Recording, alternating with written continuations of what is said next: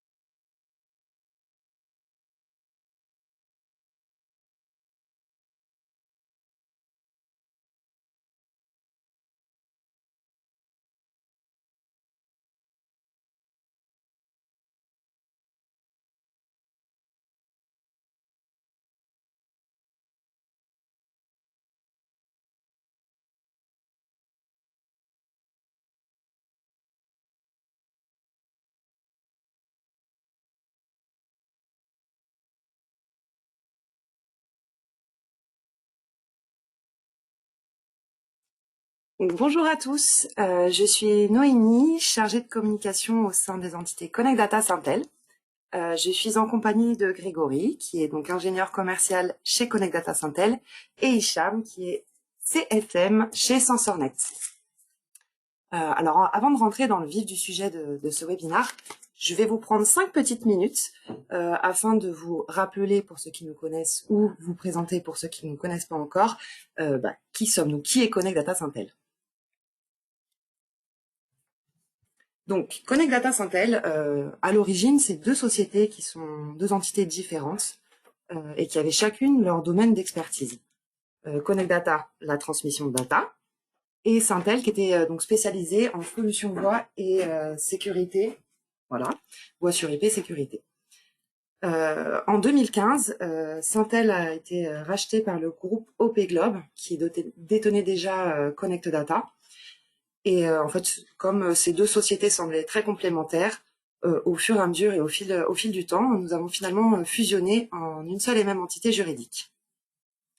Comme vous pouvez le voir sur l'historique, Connect Data et Syntel, aussi bien l'une que l'autre, sont sur leur marché depuis plus de 40 ans. Donc c'est quelque chose qui est très rassurant pour nos partenaires. Au niveau de notre localisation, nous avons notre siège social qui est basé en France, à Avièvre, donc en Île-de-France, et nous avons également une filiale au Maroc, donc à Casablanca, ce qui permet de renforcer et de faciliter nos échanges avec le continent africain. Alors, en tant que distributeur, on propose des solutions à nos clients, qu'ils soient intégrateurs, revendeurs, MSP ou encore opérateurs.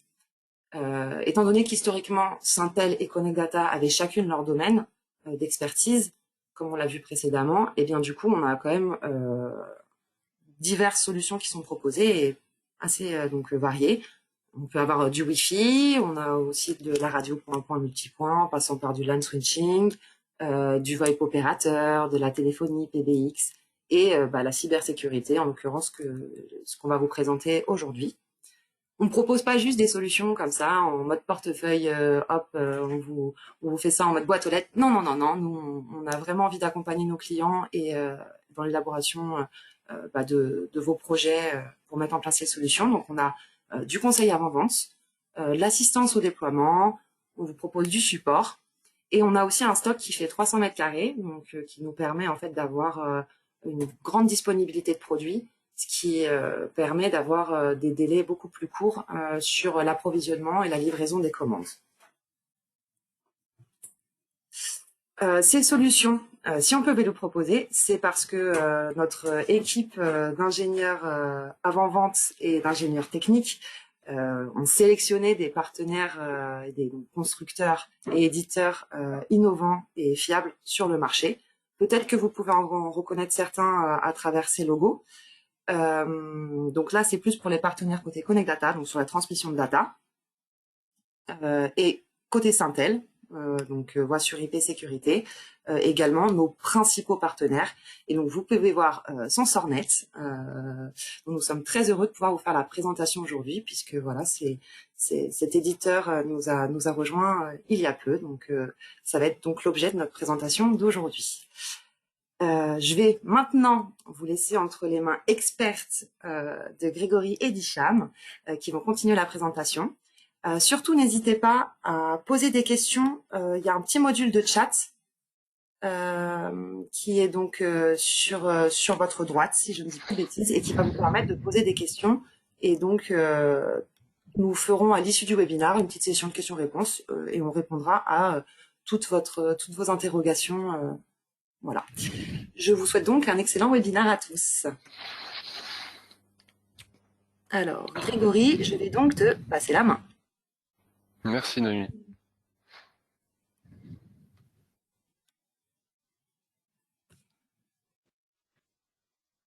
Tac.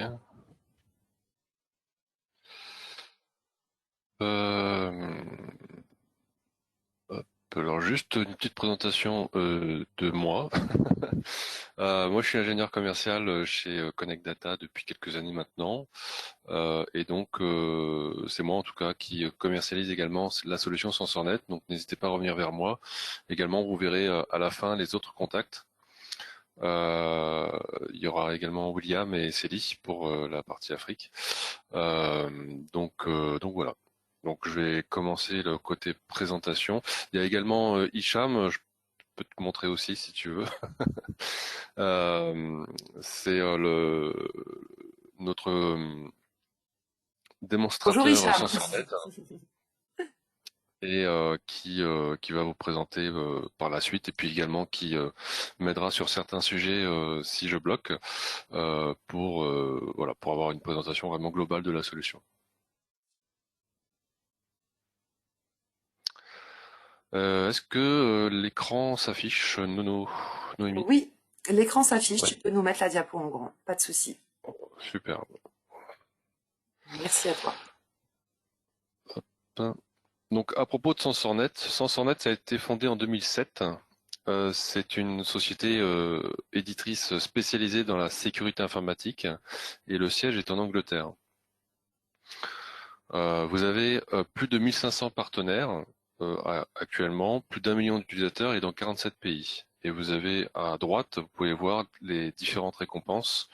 On a marqué les plus récentes que Sensornet a. Sensornet, la sécurité doit fonctionner automatiquement et permettre aux entreprises d'en faire plus sans menaces ni complications. Cette plateforme consolide les principaux composants d'une suite de sécurité complète et robuste. Donc là, ce sont les différents clients finaux qui utilisent la solution Sensornet. On voit qu'il y a beaucoup d'entreprises qu'on connaît, hein, telles que Canon, Virgin et d'autres. Hein. Est-ce que je vais... Voilà. Tac. Quelques définitions. Alors, la protection, le Sensornet en fait se place sur la protection du navigateur web et au niveau des emails également.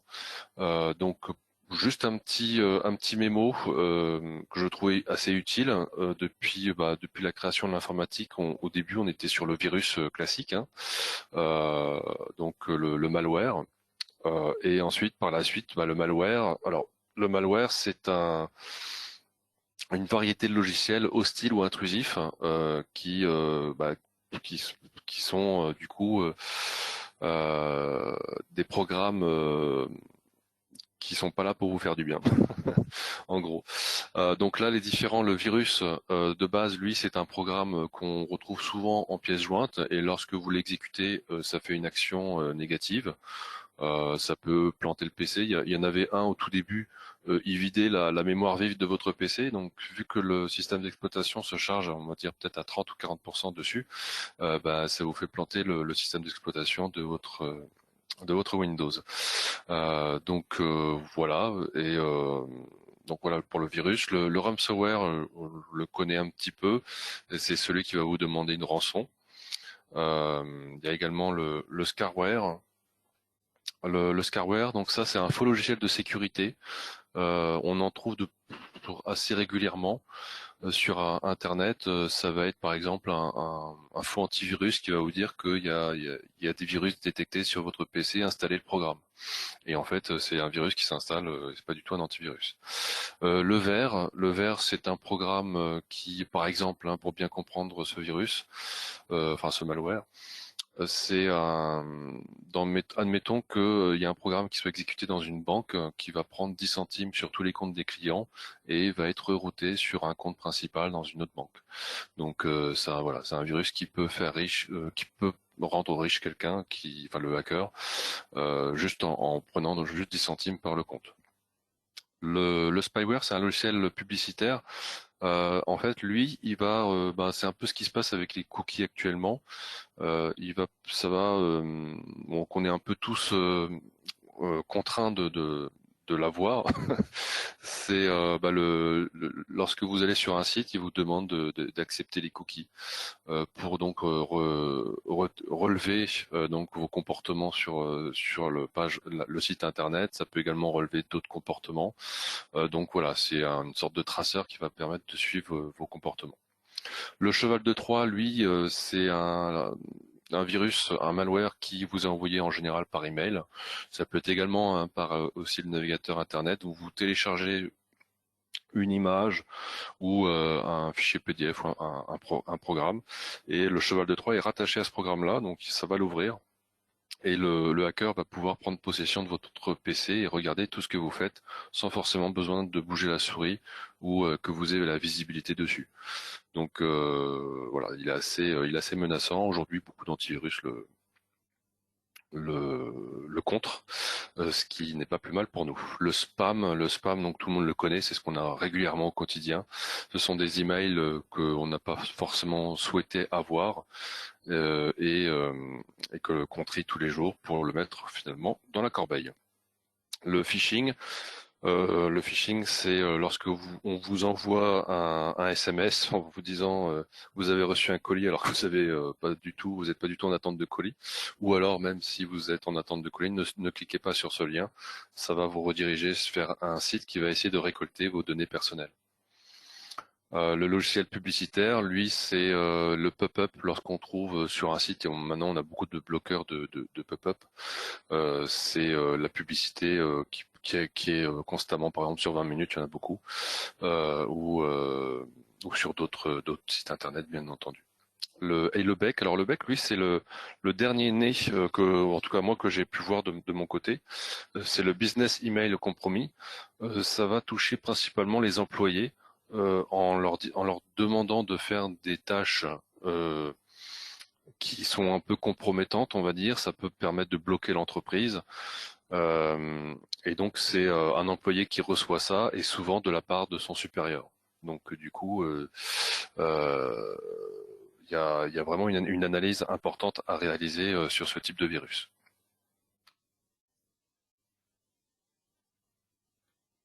Alors, quelques chiffres. Donc là, 74% des cyberattaques arrivent par la boîte de réception. 92% des logiciels malveillants sont envoyés par courrier électronique. 40% des cyberattaques visent les PME. Alors en fait, les cyberattaques, elles sont croissantes d'année en année. 2023 aurait été une année assez forte, avec une belle progression à deux chiffres. Il y a 14% du phishing mondial vise Office 365, donc Office 365 est aussi de plus en plus touché, forcément parce qu'il est plus utilisé. 7 sur 10 des entreprises n'investissent pas dans la sensibilisation et à la cybersécurité. Il est vrai qu'en France, les entreprises pensent que ça arrivera toujours que chez le voisin. Malheureusement, non. 90% des cyberattaques impliquent une défaillance humaine. C'est dans le bec ou dans le phishing, la défaillance humaine est très importante. Par exemple, le hacker va peut-être se faire passer pour votre conseiller bancaire et du coup vous allez lui donner une confiance et cette confiance vous ne devriez pas lui donner parce que c'est peut-être pas la personne que vous pensez. Hop. Que faire pour être bien protégé? Donc sécuriser le trafic des courriels, du web et des applications. Télécharger.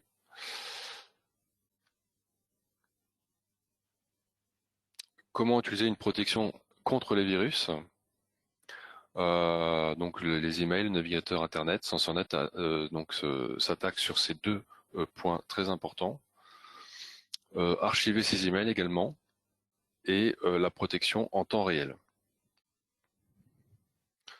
Donc là, il ne faut pas oublier qu'une cyberattaque réussie peut interrompre les opérations. Ça peut donc du coup forcément créer une perte de productivité, une perte commerciale et potentiellement la perte de confiance de vos clients ou des clients finaux. Donc là, le petit sommaire des différents points de SensorNet. Donc l'ASE, c'est le moteur que SensorNet a créé avec les différents modules Email Security, Web Security Pro, le Cloud Application Security, donc le SAT, ça c'est la partie formation, l'identité et le DLP. Hop. Donc on va passer au premier, le Email Security. Donc là, vous avez la partie donc antivirus contre les virus, le filtrage des URL et détection des menaces, la technologie Lightning Scan. Donc ça vous défend contre les virus listés précédemment au niveau des antivirus. Le filtrage des URL et détection des menaces, il y a un module qui permet grâce à LinkScan de bien scanner l'URL et donc de voir via leur database si le lien est correct ou pas. Vous avez la surveillance des comportements avec notamment les mots-clés, notamment grâce, on y reviendra après avec le DLP. La protection contre les failles 0 jour. Alors ça, c'est certains programmes en fait ont des failles, forcément tous les programmes ont des failles, même si on fait des mises à jour réguliers sur le programme. Et donc la protection contre les failles 0 jour, SensorNet va essayer de les identifier, juste les identifier pour éviter donc une attaque sur cette faille-là. Le hachage de fichiers pour réduire les faux positifs. Donc là, c'est une détection erronée, le faux positif. Certaines applications peuvent être bloquées parce qu'elles sont suspectes. Et donc là, on va rechercher sur 1,6 milliard de données si le fichier peut être ouvert ou pas. Donc là, en fait, c'est vrai que le fait est d'avoir plus on met de protection et aussi, c'est comme le pare-feu. Hein, si on ferme toutes les portes, forcément, il n'y a plus rien qui sort après derrière. Donc là, c'est vraiment un système intelligent qui va permettre de pouvoir voir quels sont les fichiers qui sont approuvés. Dans le Email Security, vous avez les modules complémentaires. Donc l'Advanced Email Sandbox. Donc là, c'est une machine virtuelle. En fait, c'est un peu une sorte d'endroit isolé, d'une salle isolée. Et donc, on va pouvoir ouvrir les pièces jointes dedans.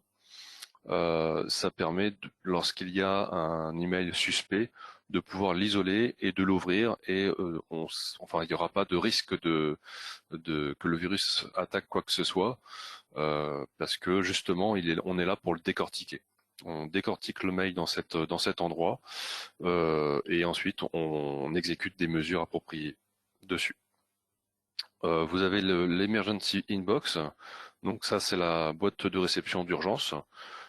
Parce que le SensorNet veut être un intermédiaire, donc il va filtrer les emails, mais derrière c'est vous sur votre serveur, votre opérateur où seront stockés les emails.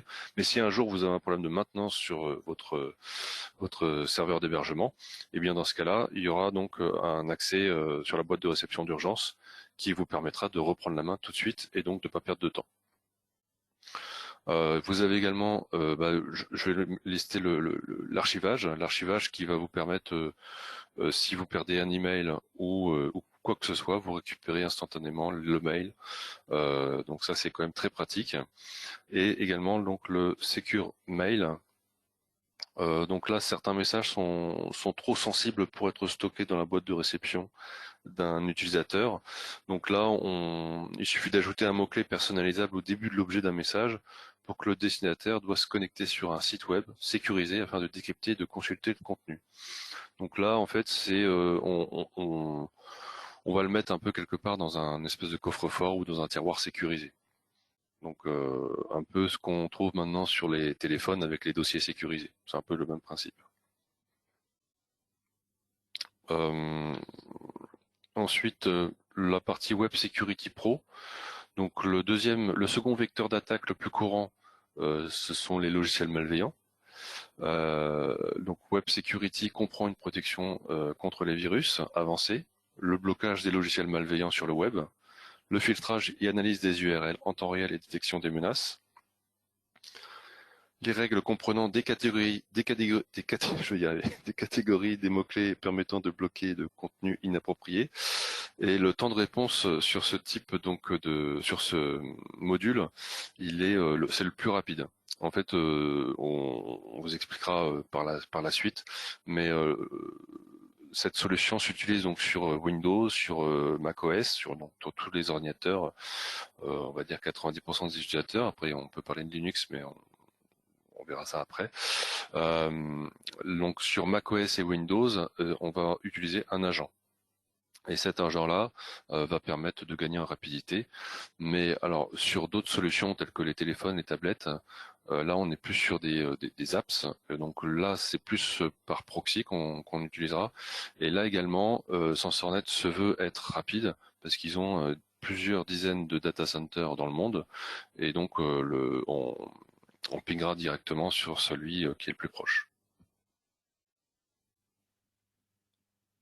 Donc le cloud le Cloud Application Security, donc on va appeler le CASB, c'est une sorte de courtier en sécurité de l'accès au cloud. Donc en fait c'est un catalogue de plus d'un millier d'applications professionnelles qui sont enfin, qui comment dire qui sont approuvées en fait. Donc ça le fait est de pouvoir surveiller l'activité en temps réel des applications sur le cloud telles que OneDrive, Dropbox, Teams et d'autres, ça réduit le risque de shadow IT. Le shadow IT, par exemple, c'est va être un utilisateur qui va prendre la base de données commerciale, par exemple, et pouvoir la mettre sur une plateforme telle que Free. Alors c'est peut-être pour son usage personnel, il y a peut-être aucun acte de concurrence déloyale, mais ça crée un risque pour l'entreprise. Le fait est de faire ça ou de donner cette possibilité-là.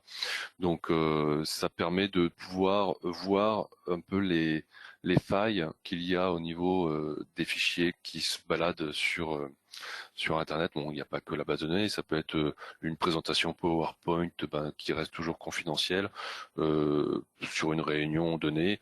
Enfin voilà, il y a différents types de documents qui restent en interne et qu'on n'a pas forcément envie de voir à l'extérieur. Et donc ça permet de voir euh, ce que les habitudes et le comportement des gens et de pouvoir du coup améliorer et de mettre plus d'avertissements, plus d'informations pour que les salariés puissent le faire en toute connaissance de cause. Le déploiement, lui, comme je vous disais, il est flexible parce que c'est via un agent unique ou par proxy ou un mélange des deux. Donc là, le Security Awareness Training, ce qu'on appelle le SAT, c'est la formation à la sensibilisation de la sécurité en interne.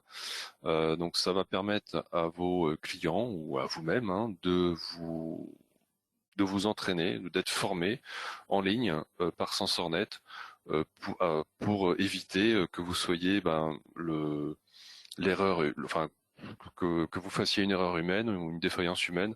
Donc par exemple cliquer sur un mauvais lien, donner de la confiance trop rapidement à une personne, de prendre aussi voilà connaissance un peu des différents types de virus, leur application et voilà il y a c'est assez bien aujourd'hui de pouvoir apprendre un peu les dernières nouveautés en termes de virus. Donc renforcer votre pare-feu humain. Donc l'identité, donc ça, on va parler un peu de l'authentification. Plus de 80% des violations de données sont dues à un identifiant faible ou volé, obtenu par hameçonnage, attaque par force brute. Bon, ça c'est une vieille méthode, mais on l'utilise encore apparemment. Par ingénierie sociale. Donc l'identity comme un service, l'IDAS, ça permet une visualisation complète des données et des rapports sur les tentatives d'accès. Donc là, ça va vous lister en fait toutes les tentatives de connexion avec un faux login ou un faux mot de passe par exemple. Et le MFA Adaptive ou l'authentification multifactorielle qui est le plus en plus répandu même par les banques, hein, ou même, oui, c'est essentiellement par les banques. Et donc là, SensorNet l'utilise. Ça réduit le risque de violation de données en protégeant les comptes utilisateurs. Donc la méthode la plus connue, c'est on envoie un SMS afin de créer une double authentification. Donc le DLP, la prévention contre la perte de données. Là, donc vous avez la technologie. Cette technologie, c'est une sécurité sophistiquée des données grâce à un moteur de politique unique. Donc là, on est plus donc dans la gestion du contenu via des mots-clés. Et ça va concerner les emails et au niveau de la navigation. Donc c'est un peu, on va pouvoir gérer un peu le comportement aussi de l'utilisateur. Admettons, si il recherche le mot arme sur Internet, bon, ça peut être un peu tiltant ou alors bombe, un peu comme dans un avion où c'est interdit de dire ce mot-là.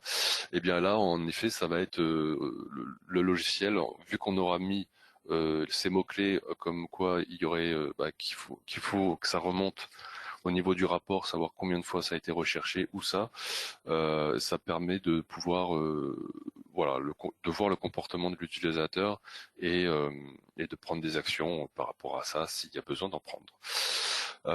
Et également, ça permet l'application des politiques de l'entreprise RGPD sur la base de la classification du contenu. Donc là, je vous ai présenté la solution. Bien sûr, il y a peut-être des choses que vous n'avez peut-être pas, mais bon, je pourrais en tout cas vous répondre sur les sujets où ce n'est pas tout à fait clair.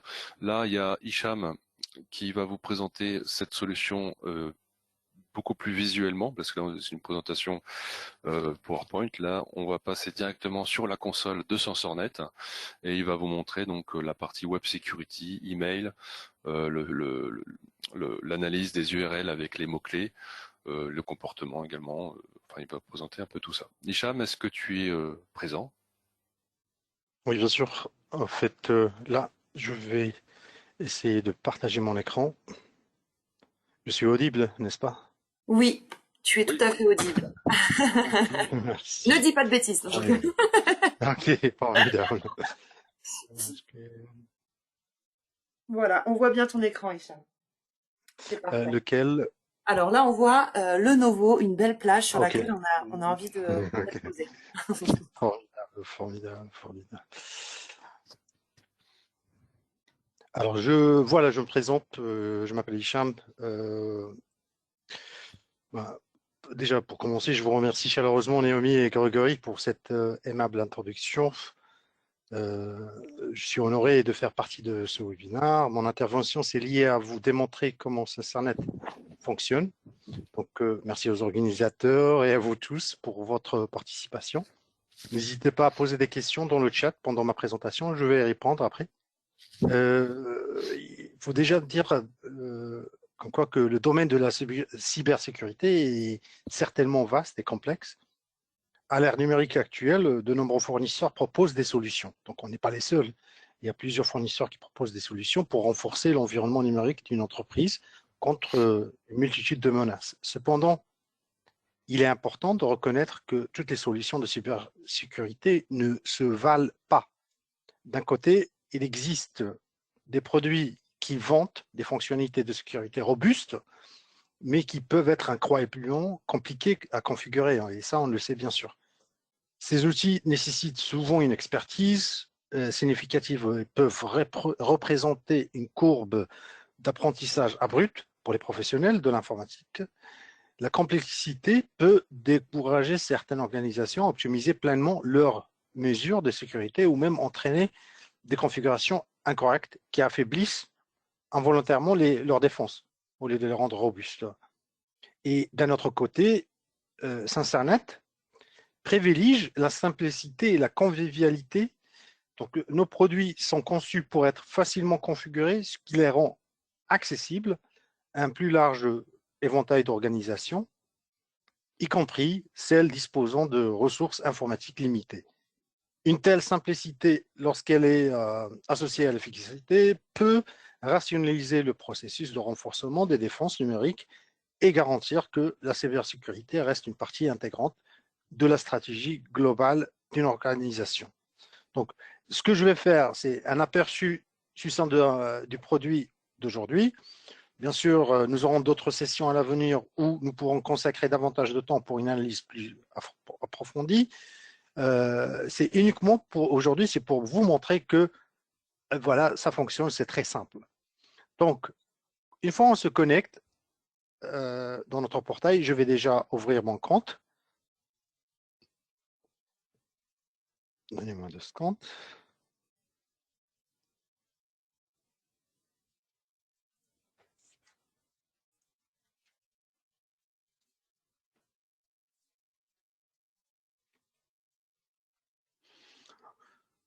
C'est ça le menu, ce que nous avons, c'est les produits que j'ai affectés à mon compte.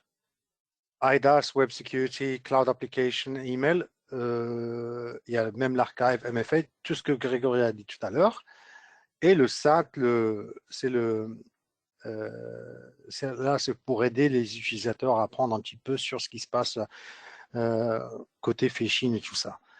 Donc, on va commencer par email. Je vais aller sur email sécurité parce que c'était le premier slide de produit que Grégory a présenté. Je vais aller sur email security. Les règles. Donc, les autres fournisseurs, aux vendeurs, la majorité, la plupart, il faut créer des règles pour que le produit fonctionne. Nous, en revanche, ce qu'on fait, c'est que on a des règles qui sont déjà prédéfinies dans le produit. Donc, en quelque sorte, vous achetez le produit de chez nous, la société est presque à, on va dire, à 80% de configuration. Ils ont besoin uniquement de changer quelques petits détails pour que ça fonctionne correctement pour eux. Mais si je ne change rien, ils sont protégés. Ces règles que vous voyez là sur email, ces règles, on peut les modifier, les changer. Ils sont très simples et les titres ils vont direct sur ce que chaque règle va faire. Opportunistic TLS, ça c'est si on parle de banque qui échangent des informations entre eux, ça doit être en mode TLS. Si on veut bloquer les macros, les VBA, etc., il y a une règle pour ça, HTML attachment et tout ça. Donc, ces règles, bien sûr, on peut faire un module pour email et on explique complètement ce qui se passe dans email. Comme j'ai dit tout à l'heure, c'est uniquement un aperçu. Alors, ça, ces règles-là, on peut les changer. Par contre, il y a des règles qu'on peut que éteindre ou allumer, turn off or on.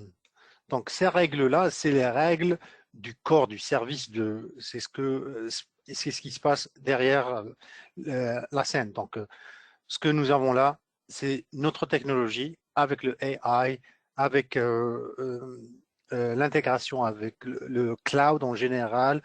On va faire le bloc des IP qui sont déjà mentionnés dans le RBL, le blacklist, etc.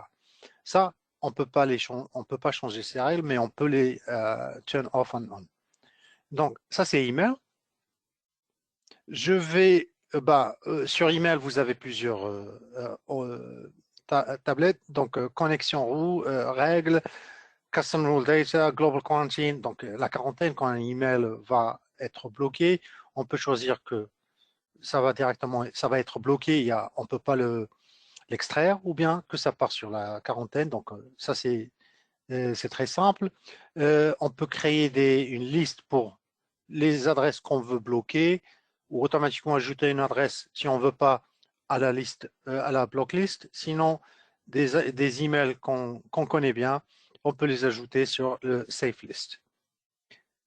Et ici, c'est la configuration des mailbox, ce qui se passe dedans. Group management, il faut connecter bien sûr le serveur avec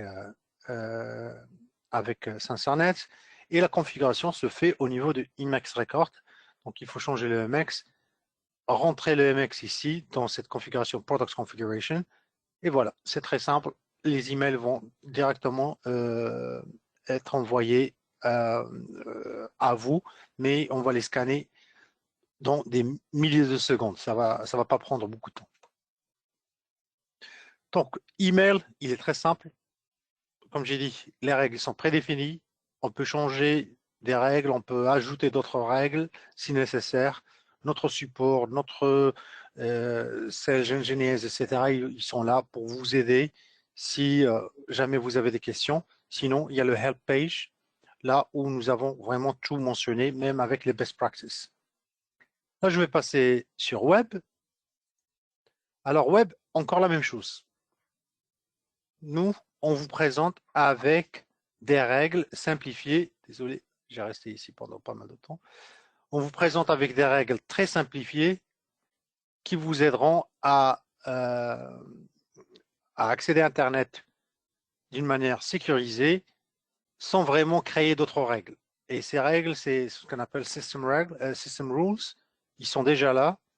Vous pouvez les changer, vous pouvez les modifier, vous pouvez les turn on and off sans aucun souci. Par contre, la première règle, il faut vraiment toujours la garder on. Pourquoi? Je vais vous montrer ce qui est dedans. J'ai rentré dans la règle et il y a le web category, ce que nous, on bloque. Donc, vous vous rappelez que Grégory, tout à l'heure, il était en train de parler de virus, de ce qui se passe dans le monde en général avec tous ces ransomware, les attaques qui ne cessent pas qu'on cesse pas de voir sur les news. Là, ce qu'on fait, je vais vous montrer une catégorie qui s'appelle malware. Et cette catégorie vous aide à bloquer tout ce qui est AD fraud, botnets, cryptocurrency mining, malware et tout ça. Donc, ils sont déjà prédéfinis. Si jamais une URL est jugée étant partie de cette catégorie, on va la bloquer. Donc, les autres règles, c'est pour plutôt comment ça fonctionne dans la société. Block inappropriate categories, par exemple, on va, selon la société, selon le genre de fonctionnement qu'ils ont, donc on peut bloquer tout ce qui est adulte, tout ce qui est perte de temps, etc. Par contre, perte de temps, c'est ici. On a une partie qui peut ou bien envoyer un message disant là, vous êtes dans une page qui n'est pas vraiment liée aux activités de votre travail. Peut-être, une fois que l'utilisateur va voir ça, il n'a pas besoin d'y accéder. Et vous pouvez changer le temps, combien l'utilisateur peut rester dans cette page. Voyez là, donc 30 minutes, il va revoir encore une fois l'information. Vous pouvez changer à 24 heures, pas de souci, ou bien ne pas l'utiliser.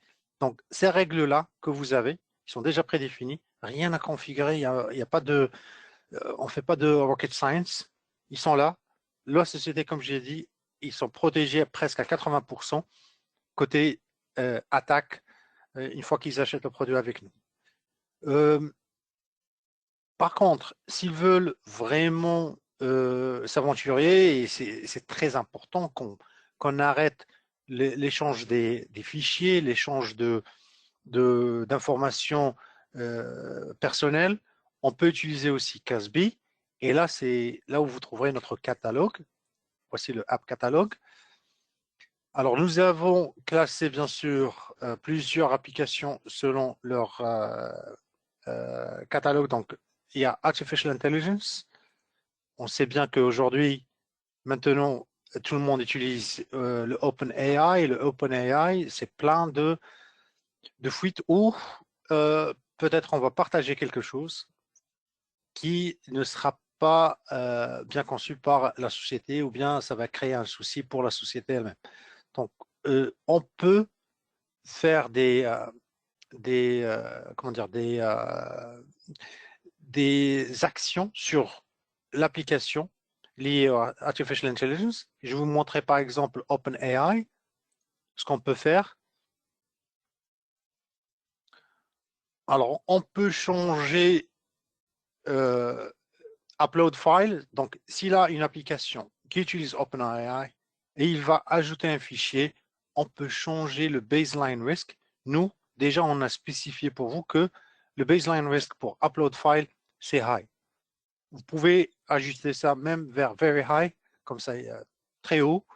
Donc, on interdit tout échange de fichiers avec OpenAI. Les autres, bah, il se connecte, il s'est que connecté, create the collection et tout ça. Donc, vous pouvez changer tout ça. Ça, c'est pour le AI. On va aller sur Cloud Storage parce que ça, c'est un sujet tabou. Hot topic.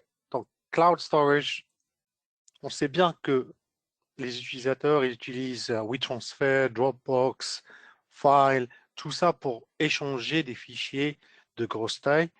Ces fichiers-là, normalement, ils doivent uniquement être échangés à travers le SharePoint utilisé par la société ou OneDrive, s'ils ont OneDrive Business, etc. Donc, ils doivent uniquement utiliser les solutions qui sont, comment dire, sanctioned selon chaque société. Je vais aller vers WeTransfer, par exemple. Je cherche WeTransfer. Voilà, là, il y a les actions qu'on peut interdire aux utilisateurs. Il peut se connecter, il peut télécharger un fichier parce qu'il a reçu un fichier très important d'un client. Alors la société reçoit un fichier d'un client à travers WeTransfer. Est-ce qu'on veut que l'utilisateur renvoie par WeTransfer, et normalement WeTransfer c'est pas une application sanctionnée dans l'environnement de la société, qu'on change aussi vers Very High ou on bloque tout ce qui est High. Et voilà les actions qui sont déjà prédéfinies. Je vais aller aussi vers un autre sujet qui est tabou, c'est les fichiers de conversion. PDF to JPG, PDF to doc, etc. Donc le App Catalog, on va sur Office Software.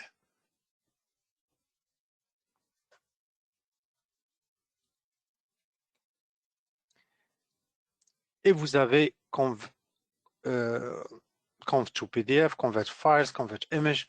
Tous ces logiciels-là, il ne faut vraiment pas les utiliser parce que rien n'est gratuit dans ce monde.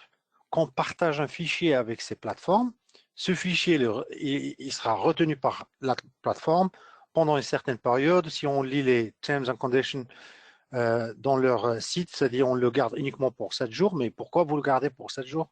Qu'est-ce que vous en faites avec? Et ce que je vois d'après nos clients, c'est que leurs utilisateurs, ils échangent des reçus, des factures, des informations confidentielles avec ces plateformes. Donc, vous n'avez pas à bloquer URL par URL, vous les a identifiés, vous n'avez qu'à les bloquer d'ici en utilisant CASB. Donc, il ne me reste que 2 minutes, je veux vraiment laisser un petit peu d'espace pour les questions. Ça, c'était pour CASB. Je vais vous montrer un petit peu comment on génère les rapports. MFA, déjà, Grégory l'a expliqué. IDAS, il a expliqué. Log streaming, c'est très important aussi pour un petit peu les grosses boîtes. On parle de 300 et plus. Là, ils seront vraiment intéressés à log streaming. Ici, ils ont Splunk, Rapid7, QRadar, ce genre de modules. Ils aident la société avec avec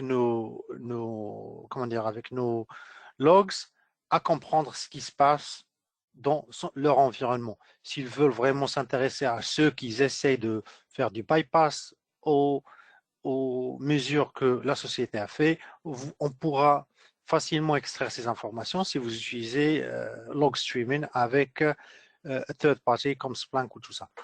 Par contre, si on parle de petites sociétés, ils n'ont pas de log streaming, ils peuvent se contenter de nos rapports. Et voilà, je vais vous montrer. Donc, sur les rapports, nous avons les rapports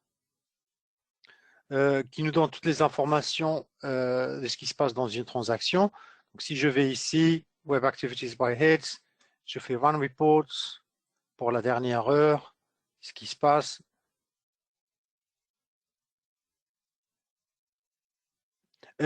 Par contre, il faut aussi mentionner comme quoi, dans les rapports, nous, on ne limite rien côté la taille. Si vous avez un client avec 100 utilisateurs ou bien 10 000 utilisateurs, on pourra afficher sans limiter le nombre de résultats pour une durée de 3 mois. Chose que vous ne trouverez pas avec les autres vendeurs. Nous, on utilise les technologies Elasticsearch dans nos serveurs pour présenter les résultats. Donc là, je vois ce que j'ai fait. Si je veux d'autres informations concernant ce qui se passe dans ces transactions, je peux ajouter la règle, destination IP, country, agent, etc. Et voilà, les autres colonnes vont s'afficher ici. Si je veux des rapports qui vont me présenter ce qui se passe, je veux voir les top Cloud Application Actions. Voilà, ouvrir un fichier, send a message in OpenAI, like a post in LinkedIn, tout ce qui se passe. Je vais ouvrir send an email in Gmail. Je veux voir ce que j'ai fait. Ça, c'est grâce à Casby. On peut voir ce qui se passe dedans. Tout ce qui s'est passé ici, c'est average. Il a uniquement envoyé un email. Il n'y a pas d'envoi de fichier. Si on veut voir vraiment où j'ai envoyé, voilà l'adresse email, le sujet et tout ça. Donc, ce que je peux faire aussi, c'est facile, rapidement, 30 secondes. Je vais créer une règle et je vais vous montrer combien c'est facile de créer une règle dans Syncernet. Alors, je vais ajouter une nouvelle règle. On va la nommer bloc upload. Alors, c'est un bloc add. Alors, pour créer une règle, on n'a pas besoin d'écrire du code. On est des gourous sur langage C ou tout ça. Voilà. On fait que glisser. Je veux que la règle soit appliquée tout le temps pour tout le monde. Je choisis time.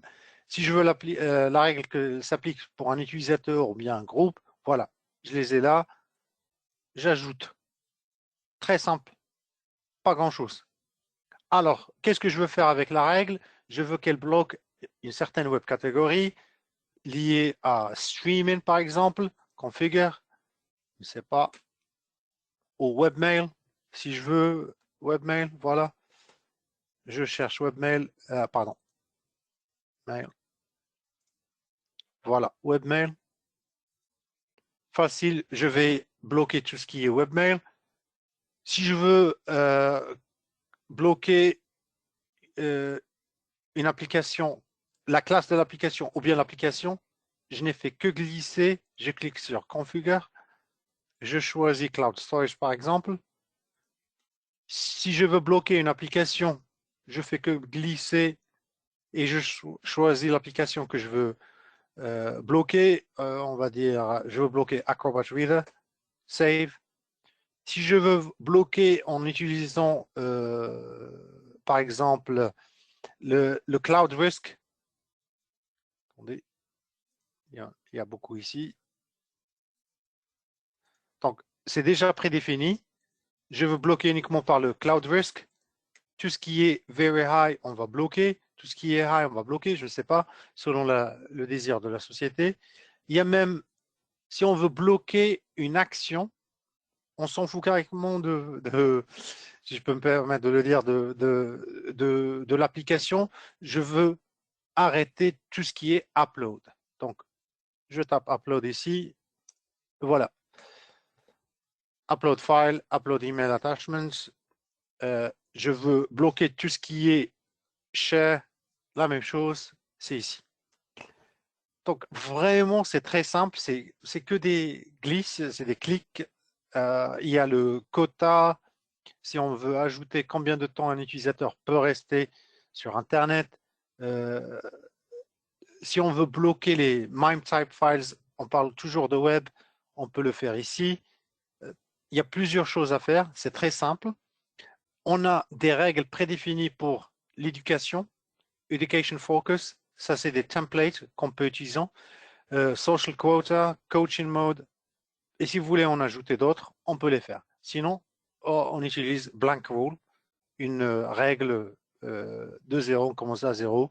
C'est ce que j'étais en train de faire aujourd'hui. Bon, bien sûr, il reste que 10 minutes. J'aimerais bien laisser un petit peu de temps aux questions. À vous, Grégory et Noémie. Merci à tous. Merci beaucoup, merci Hicham de nous avoir montré la console, voilà, hein, assez rapidement quand même. Bien sûr, il y a plein de choses qu'on pourrait approfondir, mais à un autre moment pour une autre session. Ce qu'on va faire, c'est que maintenant, nous allons regarder s'il y a eu des questions. Du coup, Grégory, voilà, sur cette slide, vous avez les contacts. Le site internet SensorNet, comment regarder pour avoir une démo, demander une démo en tout cas, et version d'essai. Alors au niveau des questions, je me permets, je regarde ce qu'il y a. Alors Hicham, j'ai quelques questions qui ont été posées. Alors, il y a une première question, c'est est-ce qu'on doit acheter la solution complète, donc avec tous les modules, j'imagine, ou est-ce qu'on peut acheter seulement certains modules? Alors, bien sûr, ce qui est intéressant avec notre plateforme, c'est que c'est à vous de choisir le module qui vous correspond. Par contre, si vous voulez tous les modules, ils sont là. Donc, d'accord. On peut en faire une solution complète ou faire du sur-mesure par rapport à nos besoins, quoi, finalement. Effectivement. Ok. Alors, autre question. Alors, est-ce que c'est adapté au MSP et combien il y a d'utilisateurs minimum? Minimum, on parle de 5, si je me rappelle bien, sinon 10. Je ne sais pas si on a augmenté de 5 à 10.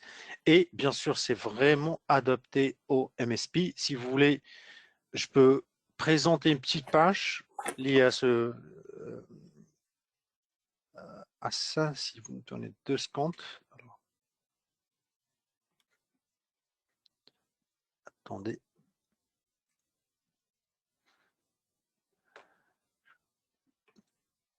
Sinon, tu as déjà mon écran, s'il te plaît. Oui, alors je dois. Ouais. Oui. Alors. Et je parle. Alors, c'est sur l'écran de Grégory. Grégory, ah ben non, parce que tu nous l'as envoyé à tous les deux, mais je vais, hop. J'ouvre, je pense que c'est cette slide dont tu peux parler. Hop. Alors, je vais récupérer l'écran.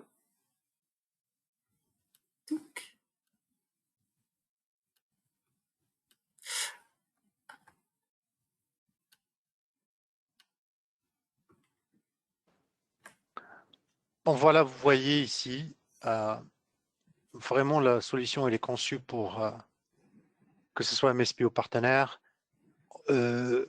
Vous avez la possibilité d'avoir multi-tenants, que ce soit Tier 1, Tier 2, Tier 3, et il n'y a pas de limite selon vos besoins. Peut-être un client, il a trois sièges, on va dire, un siège en Ile-de-France, un siège quelque part au sud et un autre siège à Paris. Il veut avoir 3 comptes et comme ça, bien sûr, peut-être on peut voir ça chez les avocats. Ça, je le vois souvent, et les avocats, ils ne veulent pas qu'un rapport peut générer les informations de les 3 sièges à la fois. Donc, on peut créer 3 comptes au-dessous d'un seul client. On parle uniquement de clients. Par contre, MSP vend à un reseller qui fait autre chose pour lui, ça c'est aussi possible. Donc l'écran le montre, oui, c'est très simple et c'est facile à créer. Ok, parfait. Merci beaucoup.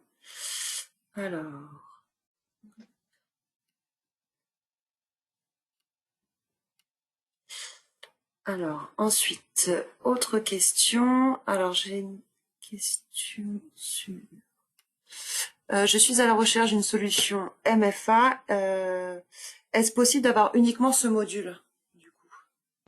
Oui, bien sûr, c'est possible. Ouais, vraiment que MFA. Voilà. Okay. Tac, tac, tac. Autre question. Même avec Combien... email, Pardon. pardon, même avec email, je ne sais pas, tout le monde peut-être est bien familier avec Mimecast et ce genre de produits. Il faut acheter tous les add-ons que vous avez vus tout à l'heure. Vous n'avez pas à les acheter dès le départ. Vous pouvez acheter uniquement le produit de base. Il n'y a pas de souci. D'accord. Combien de temps dure un déploiement en moyenne? Selon la société, selon la taille de la société. Si on parle d'un siège, ils savent bien comment fonctionne leur AD. Ils ont le firewall, il est bien installé chez eux. Ils peuvent changer les règles dans le firewall, le pare-feu eux-mêmes. Donc et on parle uniquement de déploiement de l'agent au lieu de proxy. Ça me prendra maximum 1 heure, 2 heures. Entre 1 heure et 2 heures pour faire pour installer tout ça pour un site de 300, 400 personnes. Aucun souci. Si on parle un petit peu de proxy, plusieurs sièges, là, ça va monter un petit peu.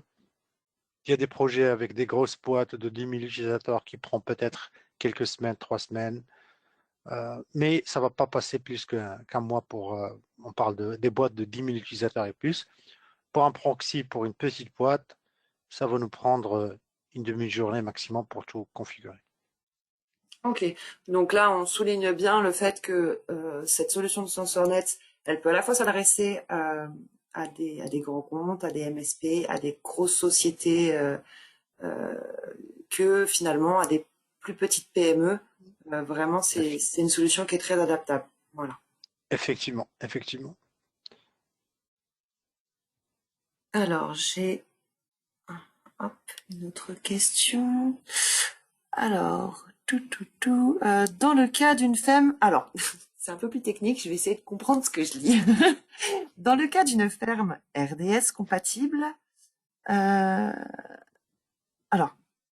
excusez-moi, que je comprenne. Dans le cas d'une ferme RDS compatible, car d'autres solutions telles que Trustline, Olfeo ne sont pas compatibles pour le filtrage web, aussi pour les clients qui souhaitent protéger poste de travail et téléphone mobile. Alors, excusez-moi, je sais, est-ce que vous pouvez reformuler, à moins que Hicham, tu comprennes. J'essaie de lire Oui, le texto. Oui. En quelque sorte, Grégory, oui, en quelque sorte, Grégory a répondu à cette question. Bon, je ne sais pas si ça répond, mais si ça répond pas, j'aimerais bien que la question sera reformulée.